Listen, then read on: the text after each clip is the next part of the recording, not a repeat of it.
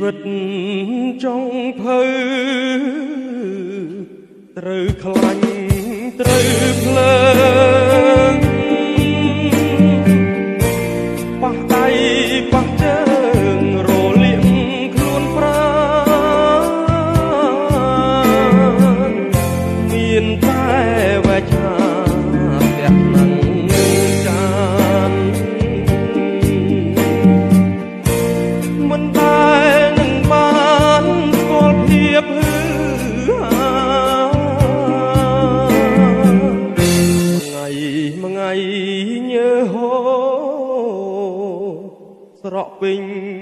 រាងកាយ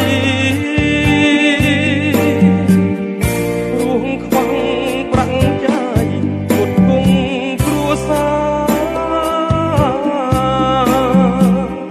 មុខខ្មៅខ្លួនខ្មៅរៀងមិនសមហាមានស្រីណាគេស្រឡាញ់យើងនេះហើយជីវិតខ្ញុំជាចុងភៅត្រូវភ្លើងហាលក្តៅសាច់ខ្មៅជាប់ប្រាណដៃមុតកំបិតជើងបាំងចុងក្រានញ័រអស់ពេញប្រាណស្ទើរទុនជុំគង់ហើយចុងស៊ូទ្រាំនេះជាវាសនាទោះជាយ៉ាងណាខ្ញុំមិនរៀបថយតាំងចិត្តឲ្យមកមិនត្រូវបន្តដោយ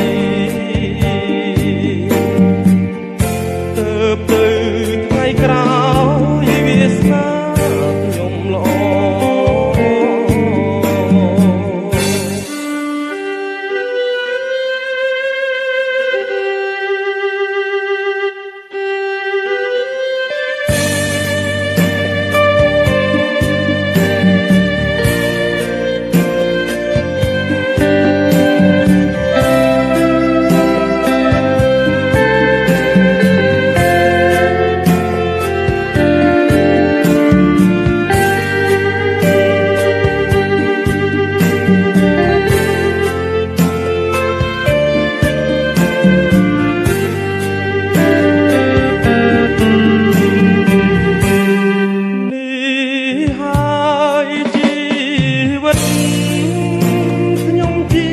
ចុងភៅ